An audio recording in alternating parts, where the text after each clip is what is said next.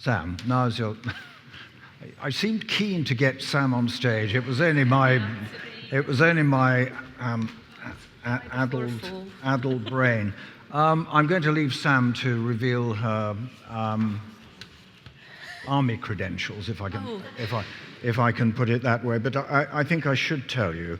But first, if you haven't seen it, I'm sure you looked in your program. But that figure of 1 in 5 families encountering a problem in getting in because of the special educational needs and disabilities of a child in the family took me aback. Really did. And if you were just looking at it from a purely mercenary recruiting point of view for the army, excluding 1 in 5 families from getting to a military display is quite food for thought. Anyway, SEND is your project. All I will say is that in 2021, Sam was named by the Museum Association's Change Lives Awards the Radical Change Maker. So instinctively, radical makes me shudder, but I'm old enough to know that from time to time it's necessary. So, Sam, over to you. Allan, you don't play poker, do you? Because I'll get back to that hidden thing in a minute. Yeah, my name's Sam Bowen. I don't actually wear my first sliders. Do I have to put that forward? No. Can you put the slides on, please? It's going to be a very quick talk, otherwise, thank you. You should be seeing a picture of myself and my daughter Lucy. I've worked in museums for, 28 years, I think. I've been a curator, a learning manager for Leeds Castle, actually, which isn't in Yorkshire, and a museum development officer, so I know quite a few faces in the room, and thank you to Ange for inviting me to speak to you today. But my career changed and took a very different swerve when I had my daughter Lucy, who you see pictured here. Lucy's just turned 16. She's a genetic unicorn, which goes down well sometimes when I talk about that. And she has severe learning disabilities, and as you can see, is a wheelchair user. She's also a non-word user. My career changed, as I said, after I had her, because apart from having to have a break because of her complex medical needs, I was then really acutely aware of how inaccessible museums are for a lot of people like Lucy. And there is a broad brush, let me tell you, we'll cover that in a minute. And I think that's really terrible because although I'm not going to look at the legal stuff today, it's quite gripping. Do have a look at the website that I created with Arts Council help called sendinmuseums.org. And there's a whole lot there about legislation, including United Nations Rights of the Child, Articles 31 and 32. Every child has a right to cultural engagement. But few get it. So since 2017, I've been doing lots of projects. I was a museum development officer, so I was very lucky to have the perfect opportunity to do that. I wrote the Special Schools and Museums Toolkit in 2018, and then I keep looking at Isabel, but with the Arts Council funding, I was able to create the website, and I've been doing training ever since. I rarely get pulled out to stand in front of a lectern now because I'm really, I usually sit with my slippers on in my home office, and I've talked to conferences in Taiwan before Christmas in my slippers. I'm not wearing my slippers here today. But before I get started, one of the things I always do is ask who in the room, whether or not it's a physical room like this or an online virtual room space, who, if you're happy to lift your hand and show us, who has what I call lived, loved experience of special educational needs and disabilities. And when I say lived, loved, what I mean is somebody who you're close to. And that, you could be a teacher or a parent or a grandparent, auntie, uncle. You don't have to be the parent. So shall we just do that? Let's put our hands up for those who have. Fantastic. Now, would you like to all just, particularly those people not with their arms up, just have a look in the room? I reckon there was about, I'm not great at maths, a third, maybe, third quarter. So that's a really, really important question to ask when you go back to your organisations, and ask everybody, because I am a very although the military thing, which happened in a minute, I'm not a believer in hierarchical. I think everybody's important in an organisation. Not going to land well, is it? If you think of your organisation, sorry, if you think of your organisation as a stick of seaside rock, okay, so with the word send, let's say, going all the way through, right from this end, so your front of house, your cleaners, your cafe staff, the people that visitors are actually going to meet, up to the CEO, trustees at the end. And if there's a break in any point in that seaside rock of send, then you've got a problem, because the continuity and the belief and the buy-in needs to be all the way through. So go back, I would invite you to, and ask that question of your organisations, and just find how much embedded knowledge you already have in your organisation. It's going to be similar to what we see in the room. Right, now Alan, your time. Hands up, who's been in the British Army? Oh, it's still only about a quarter. That shocks me. Yeah. Hands up, who's surprised that I put my hand up? Oh, you're just being kind now. I was in the Territorial Army for 3 years, and it's now called the Reservists, apparently. So there's my little shock surprise. Important, though, because we judge people on appearances. It's natural, it's human.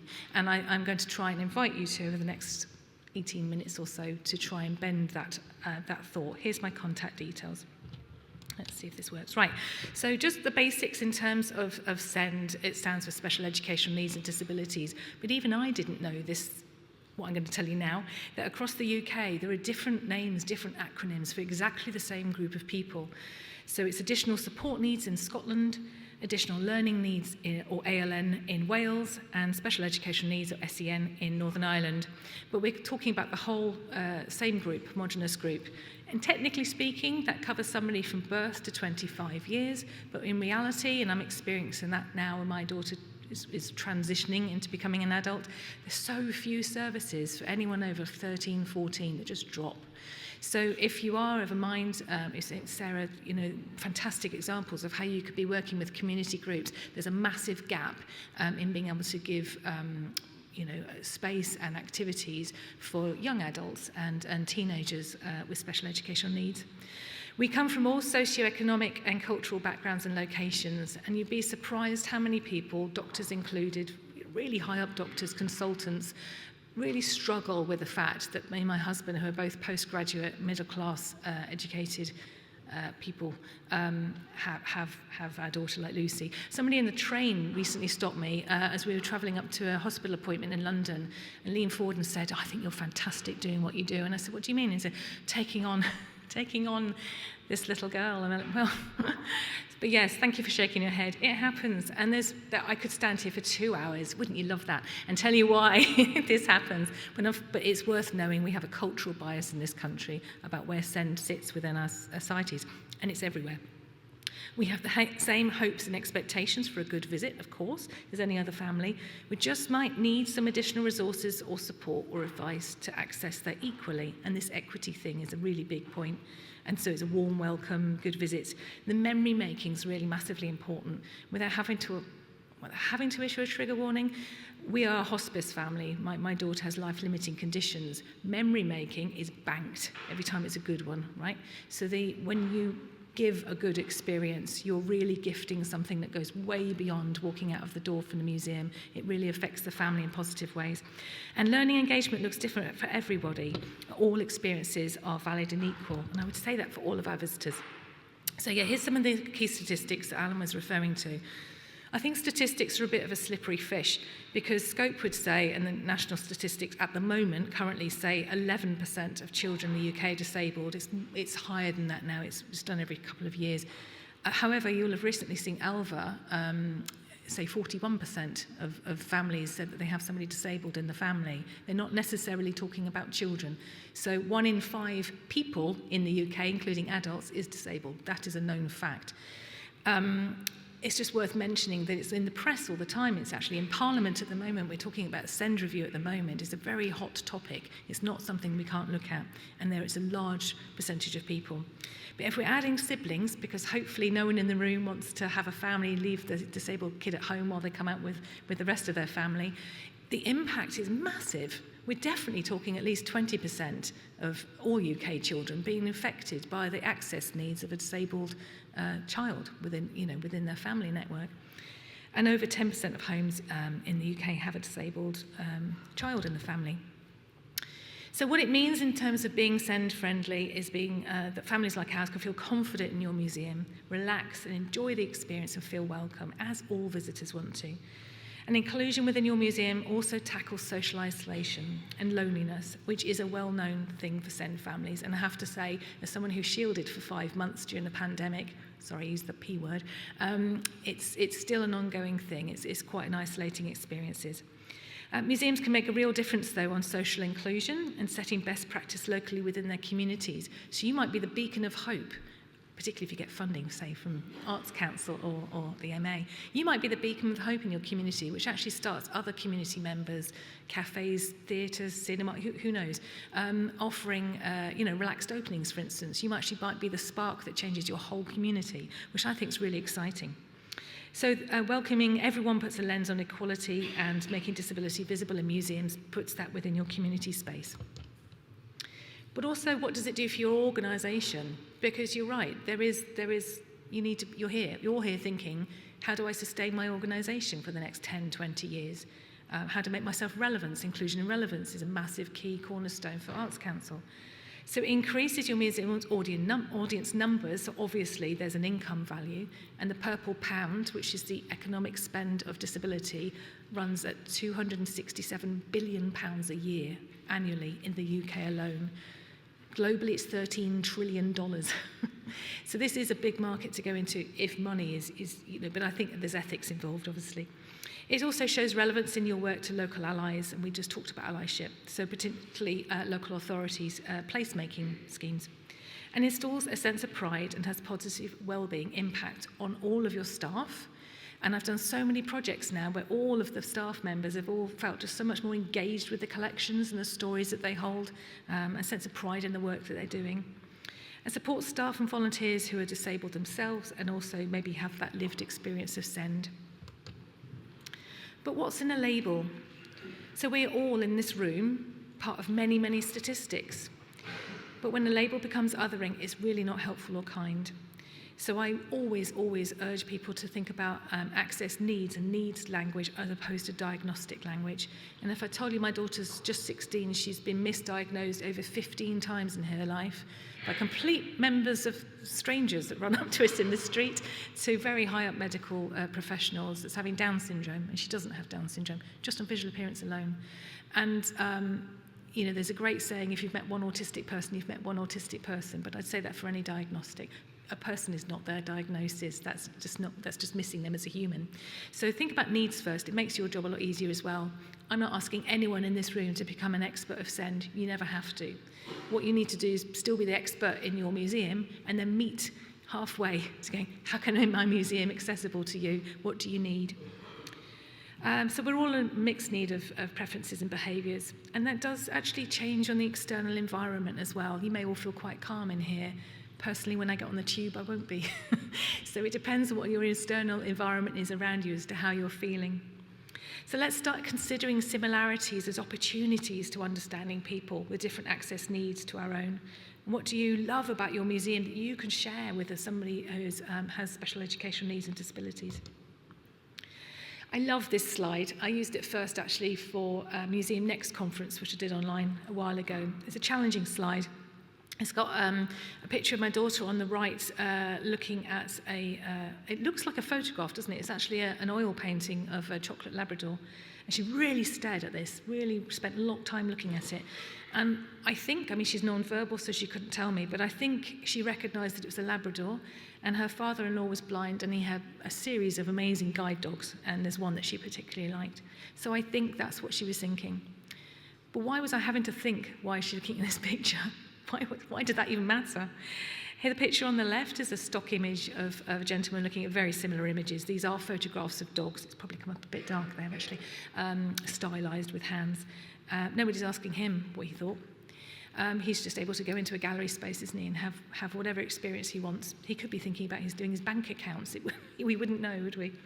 So what do we value as engagement? These are just triggering sort of questions, really, provocations, I guess. And why do we judge and compare it to others? Why do we measure learning outcomes in museums at all? Is that actually what we're here for? That sometimes really challenges people, especially if there's ex-teachers in the room. So there are some things, once I've done the challenging side of things, the practical stuff of addressing physical and sensory barriers, so pre-warning visitors for any triggers you've got in your galleries. Some people in here may have noises. I went to an amazing museum. I don't know if anyone from the RE museum's in here, in Gillingham. But they've got First World War trenches, and you go through, and it's very like sounds of, it's meant to be immense, sensory, but it is very overwhelming. So telling somebody that those kind of things are in your museum beforehand gives people options to be able to say, actually, I'll skip that gallery because I don't think it's for me.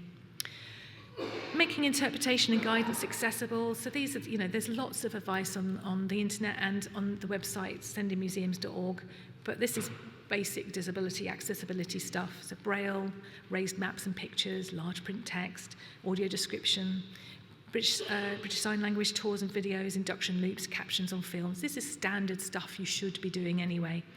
But for Send, there's other things. I don't know what's just happened there. It's just whipped round. There's other things, like, for instance, Makaton signing. So that's a sign language that's different to British Sign Language. It's easier to do with your fine motor and gross motor skills. But there's lots of different things you could do using photographs, symbols, I'm going to show you in a minute. Having training, I deliver training, but there are other trainers out there too. Particularly in autism training, I'd really recommend Emily Ellsworth. She's absolutely brilliant. Adopting that whole organisation Send welcome, so just remembering that stick of rock I told you about. And then signposting activities and support on your website. Really important. Your website, and hopefully you've all got a website, is the window into your museum. So why would somebody give up their Sunday or their Saturday, whatever, on a whim to think, are you going to actually be relevant to them? You've got to tell them beforehand. And if you can show some photographs of relevance, that's really good too. Activities and resources that work well. This is a massive. I'm basically condensing like 2.5-hour training program down to we've got 10 minutes maybe left. Handling collections, you probably already have that. So the different things, multi-sensory experiences. Soft toys and puppets really work well in storytelling, but also in breaking down barriers to access your museum. Very simple things and not expensive. Open-ended activities, what I mean by that is something that isn't necessarily end goal driven. So having materials and saying, yes, Alan, we've got 5 minutes left, sorry. Okay, let's move on to the next one. You'll have the slides anyway. Sensory backpacks, some of you are probably aware of those. Again, on the website, there's all how to do it, but here's one I made for the beanie. So you've got lots of different things in there, including ear defenders. And you can make some of these objects just available in your galleries if you think, we've got a particularly loud gallery here, let's make the ear defenders available, for instance, to collect. This getting a bit more specialist now. So this is widget. These are symbol communications, but there's some examples here I've used to create trails for non-word users who use symbols. You could do a very similar thing with photographs. And here is about gathering feedback. Who here gathers feedback from non-verbal people? Probably no one, because but here's how you could do that. So for instance, this is using symbols, signs for that. There are other ways as well, and the evaluation toolkits that the MA has will help you with that. But it's massively important that you're asking everybody if they had a good day, and not just the carer or the parent, but the young person themselves. Photo trails, they're dead easy to do. You could go back next week and do these. Just take 6 photographs of key objects around your museum, really focus in on some details, and then all that young child is holding there is a piece of cardboard with a hole cut in the middle. It's that simple and that cheap. And then it just helps to focus down somebody looking into the collection, and perhaps gives a bit of a purpose going through a route, particularly if you've got lots of galleries to get through. There's another one there. And then these open-ended activities, so here's Lucy with my husband Craig doing an activity here towards the right, which is inspired by artwork in the Turner Contemporary. It's a very cheap equivalent of what's the picture on the left, which is the Sainsbury's Centre of Visual Arts in Norwich, which is a very expensive light table. So there's so many different ways you can take the same kind of approaches and do them very cheaply, to have a practice maybe, or to take them out with you with your outreach collections, or maybe you've got a family day to try some new things. Nature connectivity, that's massive as well. And then thinking about that everything impacts. So in terms of going into all of the resources in spaces within your museums, if you have a shop or a cafe, thinking about that two-way impact of how to support these visitors, but also how they're going to have an economic and value impact on yourself, this equitable relationship, as Sarah was saying. but just pick one thing. You're going to have 40 things probably off this list, go home, you might be buzzing around. Just pick one, do it well, get your confidence, get your staff confident in what you're doing and buy in, and then just explore. And ideally, even if it's not formally through a grant, yes, get the feedback, get this equitable relationship with, start with a special needs school if you don't already have a group. That's usually quite a safe bet. And again, having the conversation with all members of staff who has this lived-loved experience is probably my top tip. And then seeking out your local advocates, as I've said. Okay, and there's me. So there is a 10-minute advocacy film which I made, again with the Arts Council funding, keep mentioning Arts Council. The QR code is to it there. So you'll get the copies of the slides, but if you want to take a picture of the QR code and go and have a look at it, it's just 10 minutes long. It has a young person's voice in it, as well as parent carers as well. And I really would urge you to watch it and share it with all of your colleagues, because I would challenge anyone who watches it to not then understand why it's important at the end. Thank you for listening.